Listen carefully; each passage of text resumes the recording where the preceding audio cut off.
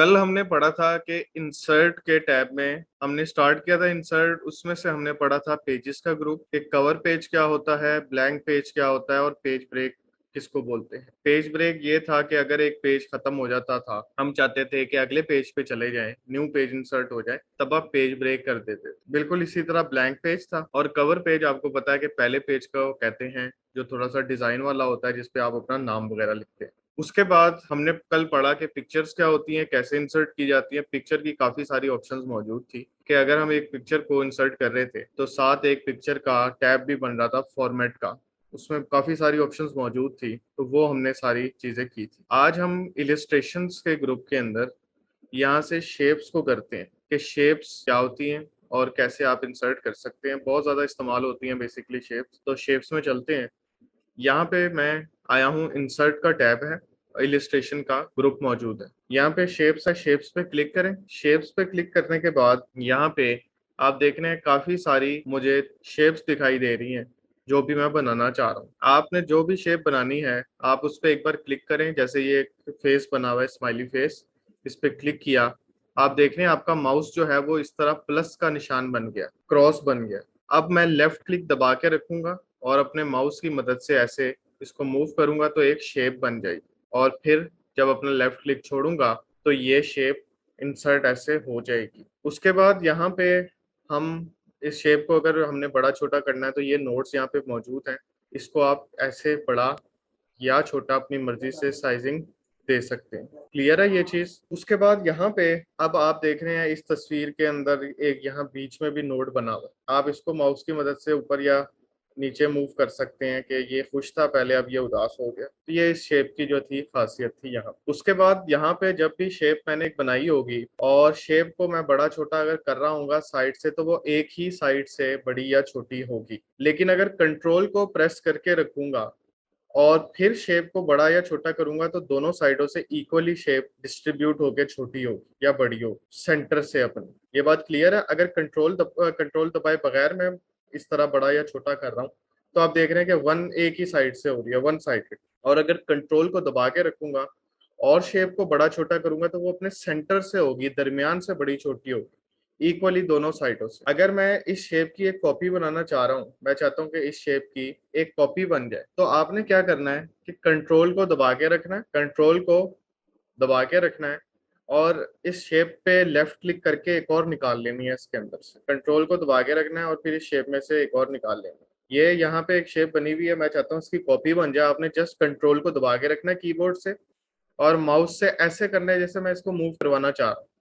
Left click दबा के रखें, ऐसे मूव जैसे ही करवाऊंगा ये तो अपनी जगह पे रहेगी, इसके अंदर से एक और शेप निकल आएगी। अच्छा, उसके बाद शेप की ऑप्शंस को देखते हैं कि फिर मैं इंसर्ट में जाता हूँ, कोई और शेप इंसर्ट कर लेते हैं। यहाँ पे शेप इंसर्ट हो गई है।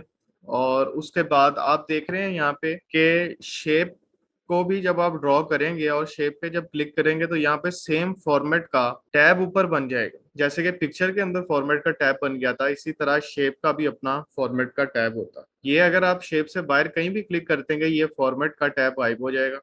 अगर आप शेप के ऊपर क्लिक करेंगे तो ये फॉर्मेट का टैब दोबारा से आ जाएगा। उसके बाद फॉर्मेट के टैब पे देखते हैं कि कौन कौन सी ऑप्शंस मजीद मौजूद हैं। फॉर्मेट पे क्लिक करते हैं। एक तो फॉर्मेट में सबसे पहले इंसर्ट शेप्स का ग्रुप मौजूद है। यहाँ पे सर्कल है और भी चीजें मौजूद हैं, तो आप यहाँ से जो भी चीज ड्रॉ करना चाह रहे हैं यहाँ से लेकर ड्रॉ कर सकते हैं। पहला तो वही पोर्शन है जो पहले था। उसके बाद दूसरे नंबर पे हमारे पास यहाँ पे है एडिट शेप। क्या है यहाँ पे? Edit shape. एडिट शेप पे क्लिक करते हैं। एडिट शेप पे पहला ऑप्शन है चेंज शेप, यानी कि आप इस शेप को तब्दील करना चाह रहे हैं। आप चाह रहे हैं कि इसकी जगह पे कोई नई शेप आ जाए। तो एडिट शेप पे क्लिक किया, चेंज शेप, और यहाँ पे सर्कल पे क्लिक करते हैं तो आप देख रहे हैं उसकी जगह पे एक सर्कल इंसर्ट हो गया, वो गायब हो गया। आपने तब्दील कर दिया। जैसे कल हमने पिक्चर को तब्दील करना सीखा था चेंज पिक्चर की मदद से, इसी तरह शेप्स भी चेंज हो गई है। उसके बाद जी हमने यहाँ से एडिट शेप पे दोबारा क्लिक करते हैं। ठीक है, एडिट पॉइंट्स। एडिट पॉइंट्स पे जाते हैं। एडिट पॉइंट्स पे क्लिक किया, अब आप देख रहे हैं यहाँ पे पॉइंट्स बन गए हैं चार, ब्लैक कलर के। जैसे ही एडिट पॉइंट पे क्लिक किया शेप पे चार पॉइंट्स बन गए। आप इन पॉइंट्स को मूव करके अपनी शेप को चेंज कर सकते हैं, तब्दील कर सकते हैं। यानी कि अगर जिसको ड्राइंग वगैरह आती है वो अपनी मर्जी से कुछ भी बना सकता है। इसकी मदद से। ठीक है, ये देखें यहाँ से मैं इसको ऐसे कर रहा हूँ, तरह ये निकाल लिया यहाँ से। तो आप अपनी शेप को इस तरह से मूव भी उसके पॉइंट्स को करवा सकते हैं और एक शेप को तब्दील कर सकते हैं। ठीक है, ये आपने प्रैक्टिस करनी है, मुख्तलिफ चीजें इससे बना के देखनी है। ठीक है, जाहिर बात है MS वर्ड है तो इतना तो डिजाइनिंग के लिए इस्तेमाल नहीं होता, फिर भी आप इस तरह की चीजें तो बना सकते हैं उसके अंदर। जी, किसी भी शेप पे जब हम क्लिक करते हैं और यहाँ पे आ जाते हैं और क्लिक करते हैं एडिट शेप में, एडिट पॉइंट्स, एडिट पॉइंट पे जैसे ही क्लिक किया यहाँ पे कुछ पॉइंट्स आ गए ब्लैक कलर के। ठीक है, जैसे कि यहाँ एडिट शेप पे क्लिक किया, एडिट पॉइंट, यहाँ ब्लैक कलर के पॉइंट्स आ गए। मैं माउस की मदद से इन पॉइंट्स को अब मूव कर सकता हूँ, तो आप देखेंगे कि शेप चेंज हो रही है। ड्रॉ टेक्स्ट बॉक्स, हम इंसर्ट में जब टेक्स्ट बॉक्स करेंगे, यहाँ पे इंसर्ट के टैब में टेक्स्ट बॉक्स भी है, तब मैं आपको ये बताऊंगा इसका क्या काम होता है टेक्स्ट बॉक्स का। बेसिकली ओवरव्यू में देता रहता हूँ। टेक्स्ट बॉक्स एक एक्स्ट्रा बॉक्स होता है जिसके अंदर आप कोई लिखाई वगैरह कर सकते हैं, इसका नाम ही है टेक्स्ट बॉक्स। ठीक है, इस पे मैं एक बार क्लिक करता हूँ तो यहाँ पे देखिए प्लस का साइन बन गया। आप यहाँ पे ऐसे ड्रॉ कर सकते हैं इस बॉक्स में, और इस बॉक्स में फिर आप लिख सकते हैं, इसको हम टेक्स्ट बॉक्स बोलते हैं। और इसका फायदा ये होता है कि इसको उठा के कहीं भी लेके जाया जा सकता है, क्योंकि आमतौर पे जब आप लिख रहे होते हैं अपने डॉक्यूमेंट के ऊपर तो आप तो नहीं उसको उठा के इधर उधर लेके जा सकते ना। तो टेक्स्ट बॉक्स का फायदा ये होता है कि आप उसके अंदर टेक्स्ट लिख के उसको जहां मर्जी लेके भी जा सकते हैं और उसको रोटेट भी कर सकते हैं। ये जो ऊपर यहाँ पे रोटेशन का सिंबल बना हुआ, उसको आप रोटेट यहाँ से कर सकते हैं। ठीक है, ये टेक्स्ट बॉक्स था। फिलहाल टेक्स्ट बॉक्स का पूरा एक टॉपिक आगे आएगा इंसर्ट में, वो तब मैं आपको इसके बारे में मजीद बताऊँ। ठीक है, फिलहाल सिर्फ मैंने एक छोटा सा ओवरव्यू दिया। इसके बाद यहाँ पे शेप पे जब मैं क्लिक करता हूँ, फॉर्मेट के टैब में यहाँ पे शेप के स्टाइल्स मौजूद हैं। शेप के स्टाइल्स में यहाँ पे आप क्लिक करें तो आपको डिजाइन मिलेंगे यहाँ पे काफी सारे, जो आपको पसंद आ रहा है आप वो उस पर क्लिक करें, आपकी शेप वैसी हो जाएगी। ठीक है, यहाँ पे और भी डिफरेंट स्टाइल्स मौजूद हैं, कोई बहुत ट्रांसपेरेंट है, मध्यम सी है, क्लिक किया आपकी देखें शेप जो है वो वैसी ही हो गई। अगर आपने शेप के अंदर कोई भी टेक्स्ट लिखना है, कुछ लिखाई वगैरह करनी है, तो वो आप कैसे करेंगे, ये आप बड़े गौर से इस चीज को देखें। आपने शेप ली, शेप के ऊपर एक बार क्लिक किया, शेप हो गई सिलेक्ट। अब आपने इसके ऊपर कोई लिखाई करनी है, कोई चीज लिखनी है, तो आप उसके ऊपर बस टाइपिंग शुरू कर दें, वोकेशनल ट्रेनिंग, और फिर एंटर इंस्टीट्यूट। जस्ट मैंने क्या किया, दोबारा देख लें लिखाई के लिए। आपने एक शेप पे जस्ट क्लिक करना है, क्लिक करने के बाद बस कीबोर्ड से टाइपिंग स्टार्ट कर देंगे। उसके बाद अब मैं शेप पे क्लिक करता हूँ, यहाँ पे है शेप फिल। शेप फिल की मदद से आप अपनी मर्जी से भी शेप का कलर अंदर वाला चेंज कर सकते हैं। शेप फिल पे क्लिक करूंगा, अगर मैं रेड करना चाहता हूँ शेप को तो रेड कर दिया, पर्पल कर दिया, ब्लू कर दिया। और अगर मैं चाहता हूँ कि शेप के अंदर कोई कलर ना हो तो फिर मैं यहाँ से नो फिल कर दिया। अब आप देख रहे हैं कि शेप बिल्कुल खाली हो गई, ऐसा लग ही नहीं रहा शेप लगी हुई है, क्योंकि उसका सारा कलर जो है मैंने नो फिल कर दिया। तो आप अपनी मर्जी से कोई भी कलर कर सकते हैं या नो फिल कर दें, आपकी ये अपनी मर्जी है। तो यहाँ पे मैं इस शेप को कर देता हूँ ब्लू कर देता हूँ। उसके बाद आगे आ रही है शेप की आउटलाइन। आउटलाइन होती है ये जो जिस लाइन से शेप बनी होती है उसको हम आउटलाइन बोलते हैं। उसका कलर भी आप चेंज कर सकते हैं। आउटलाइन पे करें एक बार क्लिक, क्लिक करने के बाद यहाँ पे मुख्तलिफ कलर्स आ जाएंगे आउटलाइनिंग के। मैं अगर रेड करता हूँ तो अब आपने देखना है कि आपकी शेप की जो बाउंड्री है वो रेड हो गई है, देखें रेड कलर की लाइन हो गई। शेप की आउटलाइन और भी मुख्तलिफ चीजें मौजूद हैं, जैसे कि अगर मैं यहाँ से और नो आउटलाइन कर देता हूँ, नो आउटलाइन से क्या होगा कि शेप की जो भी आउटलाइन होगी वो खत्म हो जाएगी, वो रिमूव हो जाएगी। अब मैंने नो आउटलाइन किया तो आप देख रहे हैं कि शेप की जो अभी आउटलाइन थी वो खत्म हो गई है। ठीक है, नो आउटलाइन हो गया है। दोबारा वापस चलते हैं और शेप आउटलाइन पे क्लिक करते हैं। यहाँ पे है वेट। वेट का मतलब होता है आपकी आउटलाइन की थिकनेस कितनी है। अगर मैं 6 पॉइंट की आउटलाइन कर देता हूँ तो आप देख रहे हैं आउटलाइन कितनी ज्यादा मोटी हो गई है। डैशिस पे एक बार क्लिक करें, यह है आउटलाइन का स्टाइल।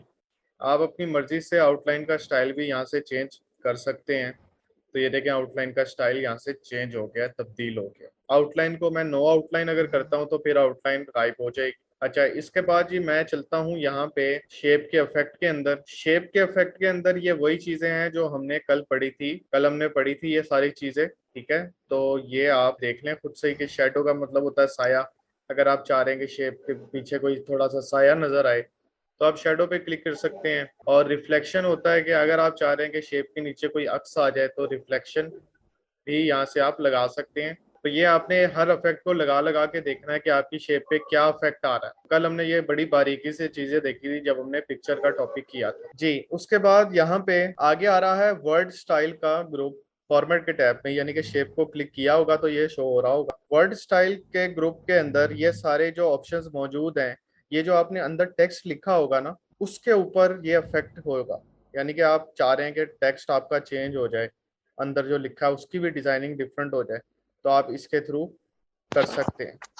ये जो वर्ड स्टाइल का था, अब आप देख रहे हैं कि आपने जो दाता दरबार लिखा हुआ था चेंज हो गया क्योंकि वर्ड स्टाइल मैंने दे दिया। अगर आप ये वाला जो अंदर लिखा हुआ है दाता दरबार वीटीए दाता दरबार, इसका साइज बड़ा करना चाह रहे हैं, तो आपको पता है कि आप इसको करेंगे सिलेक्ट, जैसे आम टेक्स्ट को करते हैं, और फिर आप यहाँ से कीबोर्ड की मदद से कंट्रोल के साथ स्क्वायर ब्रैकेट क्लोज भी दबा सकते हैं ताकि एक एक पॉइंट आपका टेक्स्ट साइज बढ़े। टेक्स्ट साइज की शॉर्ट कीज पता है ना आपको, या कंट्रोल यस शिफ्ट, सर। या कंट्रोल शिफ्ट ग्रेटर देन का साइन और लेस देन का साइन, ये भी आप जी कर सकते हैं। तो टेक्स्ट साइज बिल्कुल वैसे ही इसका भी शेप का चेंज होता है जैसे कि आप आम टेक्स्ट का साइज चेंज कर रहे होते हैं। उसके बाद आगे आ जाते हैं, यहाँ पे हमारे पास मौजूद है टेक्स्ट फिल। टेक्स्ट फिल के अंदर के टेक्स्ट के अंदर कौन सा कलर है, अगर मैं ऑरेंज करना चाहता हूँ तो यहाँ से ऑरेंज कर दें, ग्रीन करना चाहता हूँ, रेड करना चाहता हूँ, रेड कर दिया टेक्स्ट फिल में। यहाँ से ये पहला वाला ऑप्शन जो आपको दिखाई दे रहा है, तो ये है टेक्स्ट फिल। अब रेड कर दिया तो देख रहे हैं आप कि वो रेड हो गया, आपने जो भी टेक्स्ट लिखा हुआ था ठीक हो गया। इसी तरह यहाँ पे हमारे पास नीचे आ गया, ये हमारे पास ये है आउटलाइनिंग। कि आउटलाइन जो टेक्स्ट की है वो इस वक्त हुई भी है वाइट, अगर मैं कर देता हूँ येलो, तो बाहर वाली जो लाइन थी वो येलो हो गई है, टेक्स्ट के जो बाहर यस वाली यस लाइन है सर। येलो मैंने कर दी है। और फिर आउटलाइन में देखें वही ऑप्शंस मौजूद है, नो आउटलाइन, वेट, कितनी थिकनेस हो आउटलाइन की, ठीक है, आउटलाइन बारीक हो मोटी हो, आप उसको उस हिसाब से कर सकते हैं। नो आउटलाइन करेंगे तो आउटलाइन टेक्स्ट की गायब हो जाएगी, जस्ट रेड कलर दिखाई देगा जो हमने टेक्स्ट के अंदर फिल किया हुआ वो, ठीक है, टेक्स्ट के अंदर जो फिल किया हुआ। उसके बाद देखें नीचे टेक्स्ट से रिलेटेड भी वही ऑप्शंस आ रहे हैं जो आपने कहा था होम के टैब में भी मौजूद हैं। ये टेक्स्ट के इफेक्ट्स ये होम में भी मौजूद है। ये टेक्स्ट का शेडो, ठीक है, टेक्स्ट की ग्लोइंग, और टेक्स्ट को आप रोटेट करना चाह रहे हैं, आप इसको यहाँ से कर सकते हैं। इसी तरह टेक्स्ट के इफेक्ट्स में ये एबीसी ट्रांसफॉर्मेशन भी है, कि अगर आप इस तरीके से टेक्स्ट को लिखना चाह रहे हैं थोड़ा सा ऊपर से राउंड हो, तो आपने ये वाला पहला ट्रांसफॉर्मेशन चुन लेना है। ये बात क्लियर हो गई है? सर, पहले टेक्स्ट को सिलेक्ट करना पड़ता है? नहीं नहीं, टेक्स्ट को सिलेक्ट नहीं करना पड़ता, आपने बस शेप को सिलेक्ट करना है। ओके आपने सर। जस्ट शेप को सिलेक्ट करना है, टेक्स्ट को सिलेक्ट करने की जरूरत नहीं है, क्योंकि ये फॉर्मेट का ग्रुप जो है वो है ही शेप से रिलेटेड। तो आपको किसी बस शेप को ही आपने एक बार क्लिक करना है, और करने की कोई जरूरत नहीं है जी। उसके बाद यहाँ पे है टेक्स्ट की डायरेक्शन। टेक्स्ट की डायरेक्शन का मतलब है कि टेक्स्ट किस सिमत में लिखा हुआ है। एक तो हमने हॉरिजेंटल वे लिखा है, यानी कि उल्टे हाथ से सीधे हाथ की तरफ हमारा टेक्स्ट लिखा हुआ है, इंग्लिश का ऐसे ही लिखा जाता है। उसके बाद नीचे है rotate all 90 degrees. Rotate all 90 degrees हमने किया तो आप देख रहे हैं कि टेक्स्ट जो है इस तरह से पलट गया और शेप भी आपकी पलट गई है, ठीक है। सर शेप क्यों बदलिया? वो तो टेक्स्ट नहीं था हाँ, बदलना शेप चाहिए। इसलिए बदली है क्योंकि यहाँ पे जो मैंने ट्रांसफॉर्म वाला इस टेक्स्ट पे इफेक्ट लगाया हुआ था, ट्रांसफॉर्म वाला मैं जी चेंज कर देता हूँ। मैं एक मिनट नॉर्मल कर देता हूँ इसको, इसको यहाँ से ट्रांसफॉर्म ऐसे ये वाला करके देखते हैं, ये देखें, ठीक है, तो ये देखें अब सही है, तो ये 90 ठीक हो। डिग्रीज हो गया। हाँ, तो वो कुछ इफेक्ट्स ऐसे होते हैं जो शेप को भी चेंज कर देते हैं, जैसे रोटेशन वाला था।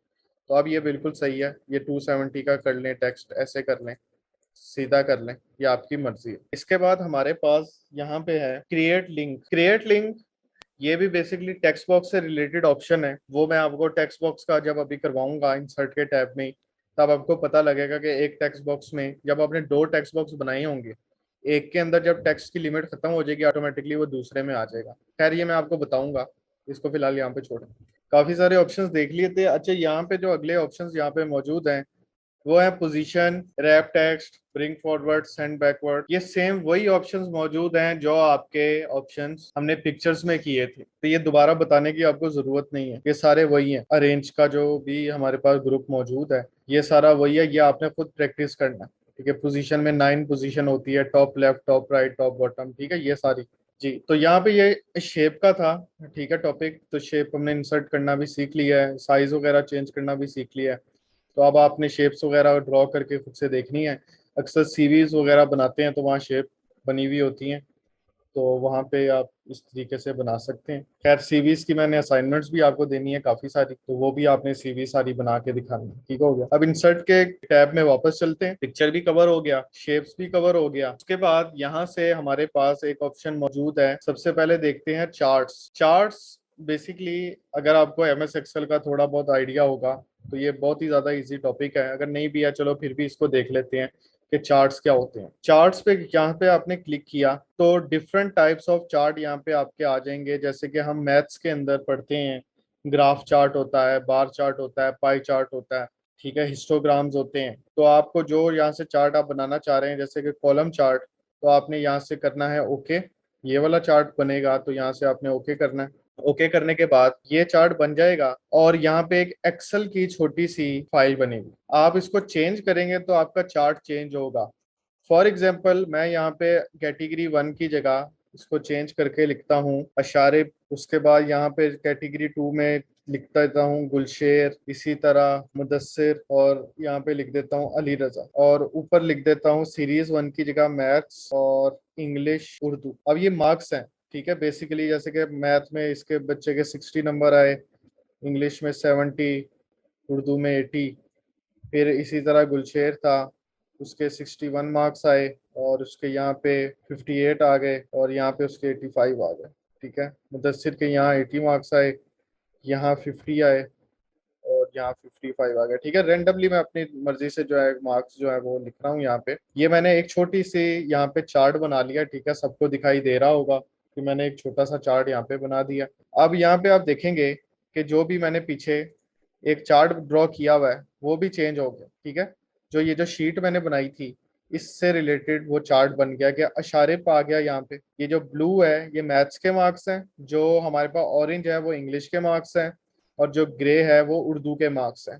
यानी कि जिसकी ये रेक्टेंगल, जिसकी ये बिल्डिंग जितनी बड़ी है उसके उतने ज्यादा मार्क्स शो हो रहे हैं। तो यहाँ पे देखें इस बच्चे की ये वाली बिल्डिंग सबसे ज्यादा बड़ी है, ग्रे वाली। ग्रे वाली क्या, उर्दू के मार्क्स हैं। तो इस बच्चे के सबसे ज्यादा मार्क्स हैं उर्दू में।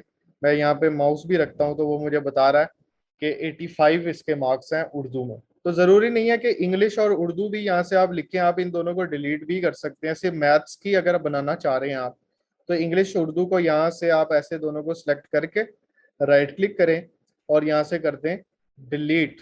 इसका मतलब आप ये वाले चाह रहे हैं इंग्लिश उर्दू वाले ना आए मार्क्स, तो यहाँ से डिलीट कर दिया। अब सिर्फ मैथ्स के मार्क्स देखे नजर आ रहे हैं कि मैथ्स में शारिफ के 60s में मार्क्स हैं, इसके 61 हैं, मुदस्सिर के 80 हैं और अली रजा के 75 हैं। तो आप ऐसे भी चार्ट बना सकते हैं। ये एक्सेल के अंदर तो बहुत बड़ा टॉपिक है चार्ट्स का, ठीक है। सेम यही वाले सारे ऑप्शंस मौजूद होंगे, तो इसको हम वहाँ पे और भी मजीद बारीकी से कवर करेंगे। फिलहाल बस आपको बताया कि एमएस वर्ड में भी आप ये बना सकते हैं, ठीक है। अब मैं इसको यहाँ से डिलीट कर देता हूँ। दोबारा इंसर्ट में चलते हैं और यहाँ से हमने चार्ट्स को भी कवर कर लिया। स्मार्ट आर्ट के अंदर क्या चीजें मौजूद हैं हम देख लेते हैं। स्मार्ट आर्ट पे एक बार क्लिक करते हैं, एक डायलॉग बॉक्स आ जाएगा। स्मार्ट आर्ट का मतलब ये है कि आपने जस्ट टाइपिंग करनी है और ऑटोमेटिकली इस तरह के ग्राफ्स जो हैं वो बनते चले जाएंगे। मैं लिस्ट वाला चुन लेता हूँ, कोई ये चुन लेते हैं और ओके किया। ये आपके बिल्कुल वैसे ही आया है जैसे कि हम एक शेप को ड्रॉ करते हैं। जब भी शेप को ड्रॉ करते हैं तो आपके पास एक टैब आ जाता है किसका, फॉर्मेट का, जब हम उस पर क्लिक करते हैं। अब हम स्मार्ट आर्ट पे जैसे ही क्लिक कर रहे हैं तो हमारे पास दो टैब्स आ रहे हैं। एक टैब आ रहा है डिजाइन का और एक आ रहा है फॉर्मेट का। स्मार्ट आर्ट एक ऐसा ऑप्शन है जैसे ही हम स्मार्ट आर्ट ड्रॉ करेंगे तो ऊपर दो टैब्स बन जाएंगे, फॉर्मेट का और डिजाइन का। फॉर्मेट का टैब तो हम देख चुके हैं। फॉर्मेट का टैब तो वही है जो शेप के ऊपर इंप्लीमेंट किया जाता है, शेप, आउटलाइन, टेक्स्ट इफेक्ट, सारा कुछ वही है। जो चीज डिफरेंट है यहाँ पे वो है डिजाइन का टैब। डिजाइन के टैब में सबसे पहला जो आपने काम करना है वो ये करना है कि आपने सबसे पहले टेक्स्ट पैन है उसको खोल लेना है। यहाँ से टेक्स्ट पैन पे यहाँ पे क्लिक करते हैं तो आपके पास इस तरीके से एक टेक्स्ट वाला एरिया आ जाएगा। आपने इन सबको बैक स्पेस करके रिमूव कर देना, सिर्फ पहला वाला रहने देना। ये मैं दोबारा से चाहे आपको बना देता हूँ स्मार्ट आर्ट की कोई भी शेप। मैं हिरारिकी के अंदर ये वाली शेप ली थी, ठीक है। इसको बंद करते हैं। सबसे पहले स्मार्ट आर्ट आपने कोई भी ड्रॉ करनी है ना, उसके ऊपर आपने एक बार क्लिक करना है। क्लिक करने के बाद स्टेप नंबर 2 आपका ये होना चाहिए कि आपने डिजाइन के टैब पे चले जाना। डिजाइन के टैब में जाने के बाद स्टेप नंबर 3 में आपने यहाँ पे टेक्स्ट पैन इसका खोल लेना। ये नजर आ रहा है, क्रिएट ग्राफिक का एक ग्रुप मौजूद है, यहाँ पे टेक्स्ट पैन। टेक्स्ट पैन पे आपने क्लिक करना है। टेक्स्ट पैन पे आप जैसे ही क्लिक करेंगे यहाँ पे आपको टेक्स्ट लिखा दिखाई दे रहा है? आपने अब इन सबको बैक स्पेस करके मिटा देना है, सिवाय पहले वाले को, सिर्फ पहला वाला लिखा रहने दे, यानी कि पहली बुलेट यहाँ पे लगी रहने दे। ये बुलेट्स लगी हुई है ना। अब मैं यहाँ पे लिखता हूँ जैसे कि कंप्यूटर, ये बुलेट में लिख रहा हूँ मैं, पहली बुलेट हो गई है कंप्यूटर, फिर एंटर दबाया तो आप देख रहे हैं ऑटोमेटिकली यहाँ पे, क्योंकि यहाँ पे दूसरी बुलेट इंसर्ट हुई है इसलिए उसने दूसरा यहाँ पे बना दिया एक रेक्टेंगल, तो कंप्यूटर आ गया। इसी तरह यहाँ पे फर्ज करें मैं लिखता हूँ प्रिंटर, फिर एंटर दबाता हूँ, फिर एक तीसरा खुद ब खुद बन गया, और यहाँ पे स्कैनर लिख देता हूँ, माइक्रोफोन लिख देता हूँ। अब देखें कितना काम आसान हो गया, जस्ट बुलेट्स लिखने से वो चार उसने आपकी शेप्स बना दी हैं। हालांकि अगर खुद से बनानी पड़ती तो मुझे एक एक करके ये चारों चीजें बनानी पड़ती, तो यहाँ से काम आसान हो गया मेरा चार्ट्स बनाते हुए। अच्छा एक और चीज मैं यहाँ पे बता दूं, मैं यहाँ पे जस्ट लिख रहा हूँ सिर्फ कंप्यूटर। अच्छा अब कंप्यूटर के बाद मैं जब दबा रहा हूँ एंटर, तो आप देख रहे हैं दूसरा बॉक्स बन रहा है। एंटर के फौरन बाद मैं टैब दबा देता हूँ, यानी कि मैं चाह रहा हूँ कि बुलेट के अंदर बुलेट हो। टैब दबाते थे तो कंप्यूटर के अंदर ये बुलेट आ गई, तो देखें यहाँ पे भी वो एक लाइन बन गई, यानी कि कंप्यूटर का हिस्सा बन गया ये। तो मैं लिखता हूँ कंप्यूटर का पार्ट होता है एक हार्डवेयर, फिर एंटर दबाता हूँ और सॉफ्टवेयर। जी अब शेप को देखें, यहाँ से आपने कहा कि मेरे पास एक कंप्यूटर है और उस कंप्यूटर के दो हिस्से हैं, एक मेरे पास हार्डवेयर है और दूसरा हिस्सा क्या है, सॉफ्टवेयर है। दोबारा क्लिक करते हैं वो चीज वापस आ जाएगी, डिजाइन का टैब। मैंने क्या किया, जैसे बुलेट्स के अंदर बुलेट्स हम लगाते हैं, हमने बुलेट्स वाला टॉपिक किया था, हम कैसे लगाते हैं, हम सबसे ऊपर लिखते हैं पहले एक बुलेट, बुलेट के बाद जैसे ही हम एंटर दबाते हैं दूसरी बुलेट लग जाती है, फिर हम टैब दबा देते हैं फौरन ताकि वो आगे लेवल चला जाए हमारा, फिर हम लिखेंगे यहाँ पे हार्डवेयर, फिर एंटर दबाएंगे और लिखेंगे सॉफ्टवेयर। सॉफ्टवेयर। ठीक है, इसी तरह अगर तीसरा भी आप कोई बनाना चाह रहे हैं तो आप यहाँ पे बना के कुछ भी लिख सकते हैं। तो ये देखें काम कितना आसान हो गया कि हमें ये चीजें ड्राइंग नहीं करनी पड़ रही इन सब की, ये खुद ब सर खुद हार्डवेयर के भी आगे फिर हमने जी जी लिखनी हो जी फिर। जी हार्डवेयर की भी लिखनी हो तो हार्डवेयर के बाद एंटर दबाएं और फिर टैब दबा दें, स्कैनर। अब आप देख रहे हैं कि ये हार्डवेयर की टाइप बन गई है। इसी तरह सॉफ्टवेयर के अंदर आके मैं दो टाइप्स लिख देता हूँ उसकी, एप्लीकेशन और सिस्टम। ठीक है, एप्लीकेशन और सिस्टम सॉफ्टवेयर, ये उसकी टाइप्स बन गई। ये वही कॉन्सेप्ट है, बुलेट के अंदर बुलेट और फिर उसके अंदर बुलेट, टैब दबाने से अगली बुलेट लगती है। और इसके अंदर ये है कि यहाँ पे डिजाइनिंग है इसकी, यहाँ पे डिजाइन मौजूद है। जैसे मैंने इस पे क्लिक किया डिजाइन के ही टैब के अंदर, यहाँ पे आप लेआउट्स के अंदर देख रहे हैं इसके डिफरेंट टाइप्स ऑफ डिजाइन मौजूद हैं, तो आपको जो पसंद आ रहा है डिजाइन आप वो लगा सकते। आगे आप चेंज कलर की ऑप्शन मौजूद है, चेंज कलर में आप इनको कलर भी देखें डिफरेंट हो रहे हैं। ठीक है, प्राइमरी कलर ये भी आप देख सकते हैं। उससे आगे ऑप्शंस मौजूद हैं, आप यहाँ से ये और भी इनकी डिजाइनिंग चेंज कर सकते हैं। तो ये आपने सारी डिजाइनिंग जो है यहाँ से देखनी है कि किससे कौन कौन सा काम यहाँ पे होता हुआ आपको दिखाई दे रहा है। तो ये फॉर्मेटिंग में बहुत ज्यादा यूज होती है। देखें कि अगर इस तरह से हम चार्ट्स बना रहे हैं तो चार्ट्स बनाते वक्त आप इनका इस्तेमाल करेंगे तो बहुत ही ज्यादा आपको फायदा होगा इस चीज से। ठीक है, डिलीट दबाने से ये डिलीट हो जाएगा। डिजाइनिंग के अंदर हम मुख्तलिफ डिजाइन भी इसको दे सकते हैं। एमएस वर्ड में स्क्रीनशॉट लेने के लिए आपने यहाँ पे क्लिक करना है स्क्रीनशॉट पे, यानी कि इंसर्ट टैब में जाएंगे, इलिस्ट्रेशंस का ग्रुप है और उसके बाद स्क्रीनशॉट।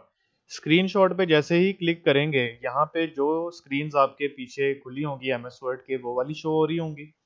आपने यहाँ क्लिक करना है स्क्रीन क्लिपिंग पे। स्क्रीन क्लिपिंग पे जैसे ही आप क्लिक करेंगे तो एमएस वर्ड बंद हो जाएगा और जो चीज़ पीछे ओपन होगी एमएस वर्ड के वो चीज़ आपके सामने आ जाएगी। आप ऐसे सिलेक्शन बना सकते हैं, ये देखिए पूरी वाइट हो गई है सारी चीज़ें। आप ऐसे सिलेक्शन बनाएं, जितना जितना हिस्सा आप सिलेक्ट करेंगे उतना हिस्सा एज ए स्क्रीनशॉट के तौर पे एमएस वर्ड के अंदर इंसर्ट कर दिया जाएगा। और फिर आप इसके ऊपर वो सारे काम कर सकते हैं जो आप एक तस्वीर पे कर सकते हैं। आप इस पे क्लिक करेंगे तो ऊपर फॉर्मेट का टैब आ जाएगा जो कि पिक्चर से रिलेटेड होता है। आप इसकी कलर करेक्शन कर सकते हैं, कलर चेंज कर सकते हैं, बॉर्डर लगा सकते हैं, फ्रेम लगा सकते हैं, ये सारे काम कर सकते हैं। आप अगर इस स्क्रीनशॉट को एज ए पिक्चर के तौर पे सेव करना चाह रहे हैं तो इस पे करें राइट क्लिक। राइट क्लिक के बाद क्लिक करें सेव एज पिक्चर पे। सेव एज पिक्चर पे क्लिक करने के बाद जहाँ पे आप सेव करना चाह रहे हैं वहाँ पे आप लोकेशन दे दें। लोकेशन के बाद यहाँ पे फाइल का नेम दे दें, जैसे कि VTI स्क्रीनशॉट मैं इसका नाम दे रहा हूँ। और उसके बाद सेव एज टाइप में आप JPG कोई भी दे दें, PNG दे दें, JPG दे दें, JPG दे देते हैं और उसके बाद सेव कर दें। तो ये फाइल एज ए सेपरेटली तौर पे भी सेव कर दी जाएगी आपकी हार्ड ड्राइव के ऊपर और ये आपके एमएस वर्ड में भी एज ए पिक्चर के तौर पे मौजूद रहेगी। याद रहे कि स्क्रीनशॉट लेने के लिए जब भी आप स्क्रीनशॉट पे क्लिक करेंगे तो जो चीज़ एमएस वर्ड के पीछे ओपन होगी वो एकदम आपके सामने आ जाएगी, क्योंकि एमएस वर्ड मिनिमाइज हो जाएगा। स्क्रीन क्लिपिंग पे क्लिक किया, एमएस वर्ड मिनिमाइज हो गया, ये पीछे खुला हुआ था फायरफॉक्स, ये ओपन हो गया, और उसके बाद आपने सिलेक्शन बनानी है, और सिलेक्शन बनाएंगे तो उतना पीस आपके एमएस वर्ड में आ जाएगा। तो जिस चीज का भी आप स्क्रीनशॉट लेना चाह रहे हो, आपने वो चीज एमएस वर्ड के पीछे ओपन कर लेनी है, ताकि एमएस वर्ड जैसे ही मिनिमाइज हो तो आप फौरन उसका स्क्रीनशॉट ले सकें।